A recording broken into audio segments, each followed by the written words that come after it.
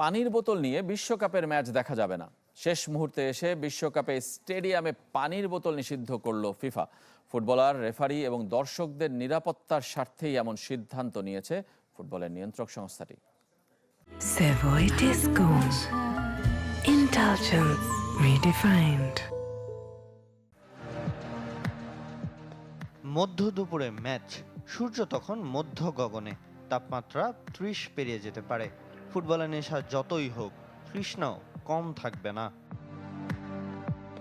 সেই তৃষ্ণা মেটাতে খরচ করতে হবে $4 থেকে $6, টাকায় 600 থেকে 800।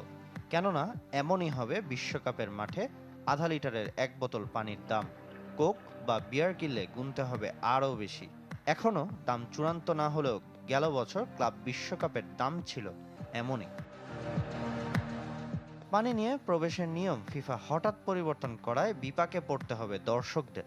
এতদিন ফিফার স্টেডিয়াম আচরণবিধি অনুযায়ী খালি ও স্বচ্ছ প্লাস্টিকের বোতলে 1 লিটার পর্যন্ত পানি নিয়ে ঢোকা যেত। সেটাই এবার বদলে দিয়েছে।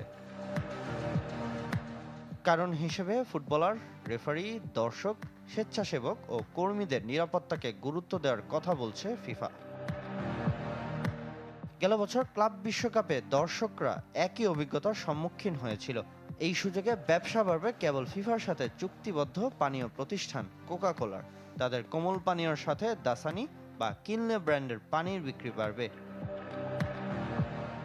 গবেষণা সংস্থা ওয়ার্ল্ড ওয়েদার অ্যাট্রিবিউশনের এক প্রতিবেদনে ধারণা করা হয়েছে বিশ্বকাপের 104 ম্যাচের 26টিতেই তাপমাত্রা থাকবে 26 ডিগ্রির উপর, যা কিনা তাপমাত্রার পরিমাপক ওয়েট বাল্ব গ্লোবাল টেম্পারেচার অনুযায়ী।